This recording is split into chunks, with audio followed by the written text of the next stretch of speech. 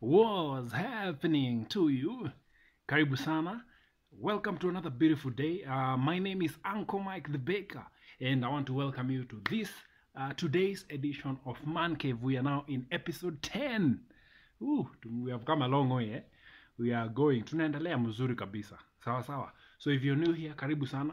This is beautiful conversation between men, among men, that we normally just sit down over the weekend and chit chat. Tuko pamoja. Just start a conversation. I'm not here to tell you what to do with your life. I'm sure by now you already know what you want to do with your life. So you don't need me to tell you what to do with what you have going. That's not my work. Mine is just to start a conversation that will help us get back to our place as men. Tuko pamoja? Good. Now, today's episode, I'm talking about the most important decision you will ever make in your life. And today I want to just speak specifically to you as a man who is still single and you are preparing, you desire to get into marriage. Today is a conversation for you. All right? So if you're already married, this is not for you, but you can share it with a friend of yours who is not. So that, wacha tuchanue hawa watu, sindio? Because, we never really get to talk about this. We never have people talking to us about most of these things that I talk about here. Most of your married friends, if you're single, they tell you how good marriage is. How beautiful, man. My wife, unasikianga sa watu wakisema, my wife and I, mama and I, and kwa ground, vitu ni different. All right? So anyway, let's have this conversation today. So this is the most important decision you will ever make in your life. All right? And today I'm talking about mate selection. Now, I want to start off with a popular comment, a popular saying, a quote. I don't know who did it, but I'm just going to put it out there. You did not choose to be here. You didn't choose to be on earth. You didn't choose to be born. But now that you're here, there are two very important decisions that you'll ever make with your life. One is what to do while you're here, and two, who to spend your time with while you're here. Tuko pamoja? One, what to do while you're here. That's why tunaenda shule, we go to college and we learn skills and we grow, we do whatever it is we do because we're trying to figure out what to do with our lives in terms of job, career, whatever, all those things. It's very important. Very, very important, by the way. If you want to ever have a legacy, if you ever want to have a name in this world, you better know what you want to do. Know your niche. Find your niche. That's the word. Find your niche in this world. And that way, you will live a very fulfilled life. Number two, the most important decision that you have to also make is who to spend your life with while you're here. And today, I want to go to the second part. Who to spend your life with while you are here.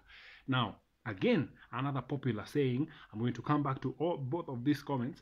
It says this: better is a broken engagement than a broken marriage. Better is a broken engagement than a broken marriage. Do you know why, gentlemen? Because you will never recover from a broken marriage. A broken marriage will wreck you, rip you apart. You will never recover from that. I do not care how long it takes. You will never recover. I told you this in yesterday's episode when I was talking about my old man, telling you that he never recovered. He never recovered from losing my mom. That's number one. Death happens. You never recover from that. You will always remember this person will always be with you every single day. You will always have good memories of them because, again, this happens. This person was taken away from you. The second bit is the one that is the hardest. This person walks away from you. Brother, they make a choice to go. The same way they made a choice to come into your life, they also make a choice to go. And while they are going, they do the damage happen. Now that is the one thing you will never recover from for the rest of your life. That's why for me, having gone through that, niliamua, I'm done. I cannot do that ever again in my life. Why? Because I experienced it personally. A broken marriage will mess your life up. Bro, you will never see women the same way. Yeah, mtu asikuenjoy. I know, listen, we're living in a world where we have been conditioned. Our parents, our grandparents are conditioned us. No ginyawetha modo, you have to look for someone. You you get another one. Bro, that's why 70% of second marriages end in divorce. 70% and above, actually, as we speak in the year 2022, is probably around 79% of second time marriages end in divorce. Hata usiongee kuhusu third term, fourth term, all those other ones, they're just a mess. The most important decision you'll ever make in your life is getting a mate for yourself. Mate selection. Now, let's get to the conversation. Now, when you go to look for a job, you apply, and you apply again. You do all that. You send your CV. You have everything sorted. You have your good conduct. You have your every detail of your life put together when you're looking for a job, for you to be entrusted by this company to represent them. Sindio? They call you for the first interview, you sit there, they ask you a bunch of a million questions, and they screen you for an hour. Then you go. Usidhani unaendaga alafu unangoja. No, while you're gone, they are looking at you. They are calling all those people you've put there as your guarantors. Wanawapigia simu kuuliza, hey, how is this person? They are going to your previous job, kama umelist hapo your previous job, to see what kind of a human being is this. Why? Because they don't want to employ someone who's going to come and destroy their reputation. That is number one. Secondly, they don't want to employ someone who will come and finesse the company. Now that is a job. They call you for a second interview. Good. You come in for the second interview, dressed your part, you got all your best, and you do your thing there. They ask you another bunch of questions. Having now called your guarantors, having gone to the previous company you worked in, having done all that screening, and finally wakakuona, out of all the hundreds who have come, you stand a chance. Then they call you for a second interview. You come in, they do that interview, and then they put you to test on your word. Now, the first one, ulienda tu hapo kuropoka. But the second interview is where now they take every word you say and put you to test on it. Now, this is job. Hii ni kazi. When you're looking for a job in a company. Hata kama ni volunteer job. They have to vet you because they know you come here, you're going to be the face of our company out there. And they still have to vet you hata kama unafanya kazi for free. I've been a volunteer before in an NGO. Before I got that opportunity, they had to vet me, bro. Si kutoka tu na huko nikapeo kazi. No, they had to vet me. Now, that happens in the job market. Okay? That happens. That is a normal occurrence. That's a normal day in the job market. Now, the problem we have when it comes to our lives is that you meet a kinyangarika huko kwa street, you pick them up, you don't even know anything about this person, and you've already brought them to your house. Kidogo, 2-3 months down the line, you're married. You have no background information on who this person was. Umeingizwa box, kama uko kwa church, umeingizwa box na church yenyu, that, she's so nice, she's our lead usher, or she leads the worship, or she does this. Unaingizwa box na hiyo kitu. You do not do your own homework on who this person is. The moment you get them into your life and you sign hapo kwa dotted line, bro, that is the end of your life. How many people have died in the name of love, in the name of marriage, in the name of commitment? How many men have been killed because they selected the wrong person? That person came into their lives, they were doing well, they began to go, their lives began to deteriorate. Business ikaanza kushuka because they got the wrong person in their lives. How many? Wangapi tumesikia? Check out even here on YouTube. Look how many people have been killed by their spouses, their wives, andika wives. You will see so many people. Why? Because we do not do a background check on who this person is. They come into your life, they mess you up. How many men, you gentlemen, you're watching me right now, how many of you have had women fagia your house? This person you are sleeping next to kila siku fagiaed everything in your house. Siku moja ukakuja jioni ukakuta nyumba iko empty vile uliingia. Empty. Na yet umeng'ang'ana kubai hizo vitu ulikuwa umebai. This person forgives everything you've ever bought. How many of you? How many? Yeah, let's have this real conversation. How many? Why is that? Because you chose the wrong person to be in your life. You never vetted this person. Haukujua kwao wanakuanga aje. You never met their parents. You probably just got them from a street somewhere, brought them to your house, had kids, without ever going to their home kujua. Because you know what? Sisi tunasemanga, oh, because I love you, forget about your past. Oh, let me tell you, today I'm seated here, yeah, because of wrong male selection. Wrong mate selection. Male, hey, Mike, is there anything you're not telling us? Wrong mate selection, bro. Ndio sababu nimekaa hapa sahi. Let's be honest, bro. You get someone, they come and waste your time. They take off your money, all your energy. Zile dreams na ambitions ulikuanga nazo zote zinadherera. Why? Because you chose the wrong person to be in your life. You never went to vet them. Bro, saizi dunia iko very simple. You can literally go to, anaweza kuambia, hey, ni aje kwetu ni Njoro, huko naishi. Naishi ama ni naisi, whatever, huko. Ama defo, kwetu ni huko Njoro defo. You can literally live wherever you live, wherever you're watching me from, ingia matatu, uende huko hiyo defo. Huko naishi game, huko naishi.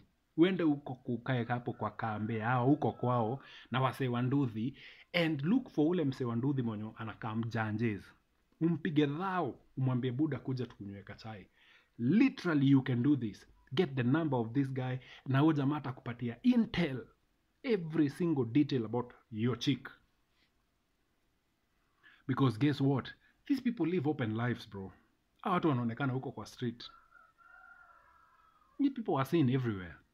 Kwa mzee atakwambia, hiyo familia wachana tu nayo. Buda, wachana tu nayo.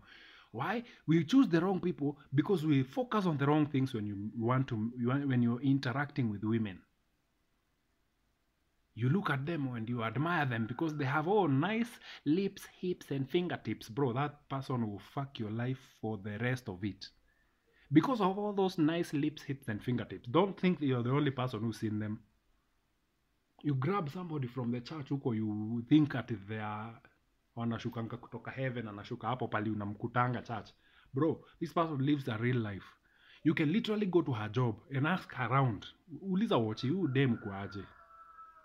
Kaa tu chini na Wafula hapo kwa gate, mpige dhao. Uliza, buda Wafula, mambo? Huu madamu unamuonanga aje. Na usinidanganya Wafula. Bro, that guy will give you intel, left, right, and center. Hai. Kwani mnajuana? That guy will give you info. But sasa, because we do not like to do all that background check, you're going to be fucked for the rest of your life. All those two dreams and ambitions you ever had for your life, you forget them as soon as you say I do. Because you chose the wrong person.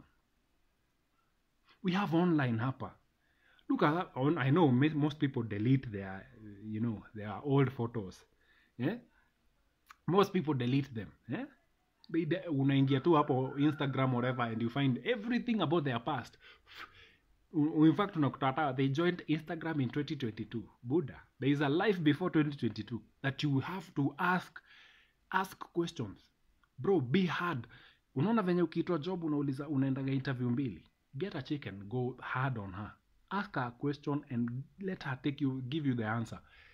Take that answer and put it to test, bro. Most of you have married porn stars. Ukidhani, she is very nice. Akona kasura kazuri, bro. It's those two innocent ones that actually destroy you if you do not know. Those ones, hao ndo watakumaliza. Because you focus on the wrong things. And let me tell you, once you get into marriage and you begin to live, those two things you were looking at before, zinakuirritate. Let me tell you, today if you go to the streets and you meet one of the most amazing, beautiful looking chick, guess what? There is a man who does not see her beauty. Kuna mwanaume amechokeshwa na hiyo urembo unaonaga kwa street. Kuna mwanaume anaona hiyo matako wewe unaangalianga unachizi. Anashindwa ni ya nini? Let's just be honest. The most important decision you ever make is this one. And it's very key for you as a man to be able to do your whatever. Do your homework. Chunguza udem ni wapi. Chunguza kwao ni wapi. Enda huko mtaa yako wao kwenye alizaliwa. Enda shule yao wenye alisomea. Do your due diligence. Kama ukienda job wanapigianga guarantors wenye umeandika hapo. Kama wanaenda kwa ile kampuni ulikuwa unafanya kazi, this is the new company you are applying to go to, but they still go back and they do their research in the company you are previously working. Why? Just to vet you, to see if you're as good as you said on paper. Then you call you for a second interview and they take every word you put out and they put you to test on every word, bro. Wewe, because you are so mjanjes, utaingia kwa marriage na mtu mwenye hata haujui. Udem atakuosha. This is the most important decision. Again, remember my second statement. Better is a broken engagement than a broken marriage. Because a broken engagement you can recover from. All those two chicks I dated before my marriage. I feel nothing. In fact, most of them after tukikutana is just another chick. Hey, mambo, uko fiti? Yeah, good. What happens? What is going on in your life these days? Hakuna hard feelings. Hakuna... You get, there's nothing to it. I feel nothing anymore. But my marriage, when it ended, it wrecked me, and that wreck will remain with me for the rest of my life. I told you about my dad. My mom passed on. He never recovered. Now I'll break it down for you even further. I told you he married 3 times. He was in all the 3 marriages. He was in a monogamous relationship. Haziku happen zote pamoja. Not like my grandfather who married 2 wives together. We unaishi pale, we unaishi pale, na mimi niko hapa. No, for him it was my mom passing 2 years later. He marries another woman who's my Sunday school teacher. They stay together for 10 years, monogamous relationship. Then she walks away. He never recovers from that. I want you to get me. He never recovers from that. Until his deathbed, he was still speaking about her. I was right there 2 weeks before his demise. Tulikuwa tumekaa naye hapo. And he still spoke about this other lady. This wife who was legally married to. He still spoke about the finesse that she took him through. He still spoke about everything she ever said about him while they were together. Akaambiwa. He was still hurt and broken by that. Then he goes ahead and marries again. Guess when he married the 3rd time, guess what led to him marrying the 3rd time after a divorce? The 3rd woman had, her first name was like my mom. Alikuwa anaitwa Anne. The daughter alikuwa anaitwa the second name ya mama yangu. That is why my dad married her. I remember when he was breaking it down for me, he was like, unajua, huyu anaitwa Anne. Na huyu ni, I won't say the second name of my mom, but the point is, huyu ni, unaona ni kama Mungu amenirudishia. Amenirudishia mama yako. He never recovered from that, bro.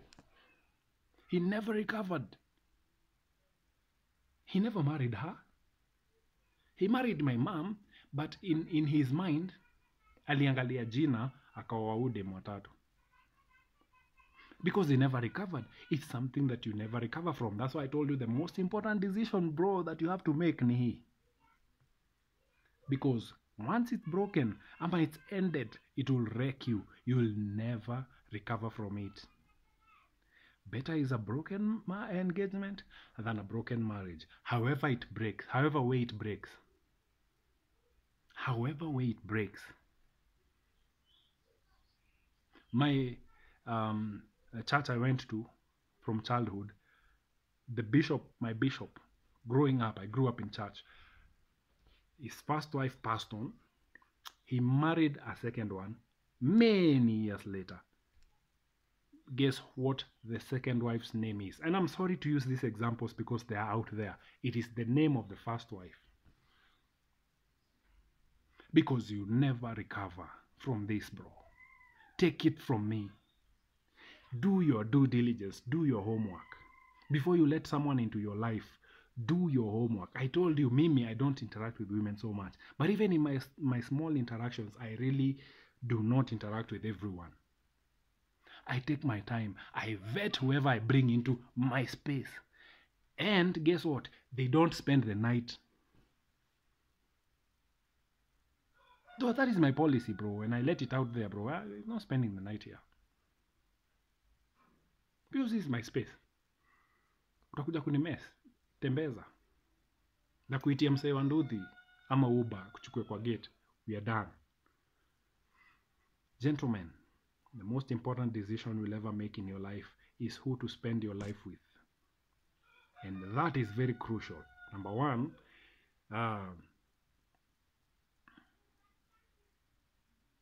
you need to check whatever her background is, her upbringing. Enda kwao, enda mtaya kwao ulize. The same way you do with buying land. You know, you don't just go to the street somewhere and buy land. Do you know that? I know people who've bought cemeteries, bro. I know someone who's built a house kwa cemetery.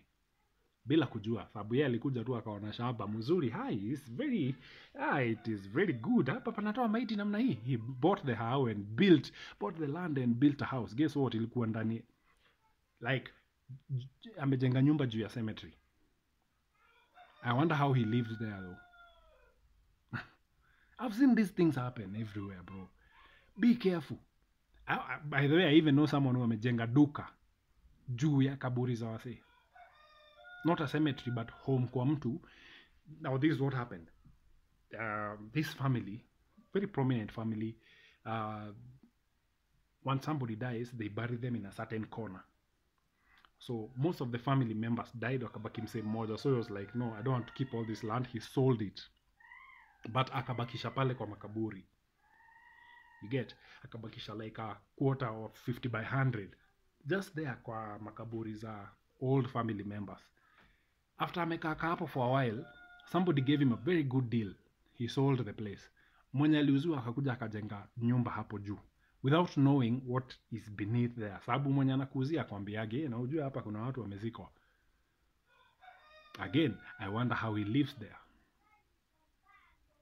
Gentlemen, do your background check.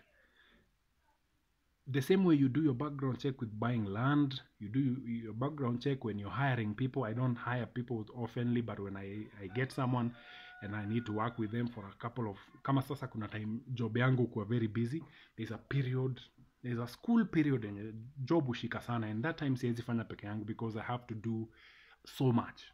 So I hire someone to just come in for that 1 week or 2 weeks, to just come and we work together, and I pay them per day. I do not just get anyone to work for 1 week or 2 weeks. Sichukuangi tu kirandom kimtu na huko na kileta kwangu. No, I'm very careful. Now, if I'm careful with how even my workplace, sembuse mtu wa kuishi na yeye kwa nyumba. I'm telling you today, I am seated here giving you this information because I chose the wrong person to marry. So don't take this lightly. Don't take this for granted, gentlemen. This will fuck up your life in ways that you will never be able to recover. Take it from me. Take it from every other man who's been through this period, who's honest with themselves. They will tell you the worst decision they ever made is to choose hiyo kinyangarika walichagua kuoa. Probably you're watching me from home right now. Your mama is going to church. Leo ni Sunday. Your mama is going to church. You're seated there just enjoying your time. The moment ataingia utatoka. Why? Because you're not even happy in your own home. You are there because now it's Sunday and she's gone. You're happy as fuck. You're browsing through the internet watching me here, ranting and all that. Akirudi hivi utatoka. Gentlemen, don't get yourself into that mess if you're single and planning to be married. I'd rather you take as much time as you want. Hakuna pahali life inaenda. Life iko tu hapa. In fact, wewe ndio utaenda uiache hapa ikiendelea. So choose the right person. The person you bring into your life with either one, now as I finish, will make your life progress or you will make your life deteriorate. That's just the way it is. Hakuna mtu atakuja either kukumaliza ama kukusukuma mbele. You become better or you become worse in your life. I don't know how much more I can talk about this, but take it from me. Because this is the most important decision you have to make in your life. Do it right. Because life's your rehearsal. You're not practicing for something else. Hii si ati unafanya karihaso ati utakuja kuishi tena. You're only living once. Do it right. Take your time. Hakuna mbio ya kuingia kwa hii kitu. Najua unapigwa pressure na watu wenyu. I know there's pressure from left, right, center. Your mom, your father, your sisters, your auntie, hata wendagi home siku hizi because ayote ni modo, eko modo. We, hebu waulize ni damu ya mtamlea. Tukipatikana na mashida mtakuwa hapo. They will not be there. Yeah, take it from me. Wale watu walinipiga pressure. The moment I settled, they disappeared. I never saw them again. When issues happened, hakuna mtu alikuwa. Nilikuwa peke yangu hapo, dealing with this kinyangarika by myself. I was here by myself, feeling wasted as a motherfucker. But I still had to walk out every day, smile for the camera, take a picture, take a selfies, yeah, go for photo shoots, post online, my wife and I. The queen of my heart, saizo ndani ninakufa. I know how it feels, bro. So if you're there, man, too bad for you, it's too late. But before you get there, if you're not there yet, think and think again. Do your homework. Go, by the way, hire a private investigator. If you must, do it. Wata follow iwe uko around hivyo wajulikane udem ni aina gani. Let them go through the online, bro. Saizi kuna OnlyFans. Saizi kuna Telegram. There are groups on Telegram where you can even find your wife stripping naked. Na hakuna kitu utafanya, brother. Oh, my goodness. Let me end it here before I break your heart. But gentlemen, this is Man Cave. This is where we get real with each other. This is where I just go hard on you and tell you this is what it is. I'm not here to tell you what to do, but I'm telling you this is the most important thing you have to do. Do it right. Because yeah, ni hivyo tu, man. I don't even have any more words to sisitiza the importance of male selection. I have no more words. Enjoy your week, gentlemen. Let that be in the back of your head. Think about it. Angalia deme yako, muangalie tena. Angalia kila kitu vizuri. Ujue sio wewe peke yako umeona huyo mdem. So you're not the only one. There are so many other people who've seen her, who have seen her lips, hips and fingertips, who are complimenting her every day. In her DM, there are 1,000 more hinds over there who are telling her how beautiful she is, the same way you are doing. So just know that this is a world we're living in. So do whatever you have to do, do it right. Tuko pamoja. I'm out, gentlemen. I gotta go do it's Sunday afternoon, so definitely I gotta go out there and just enjoy myself. Sawa. Thank you for tuning in today. Tukutane tena next weekend, same time, same place. I'll see you. Peace.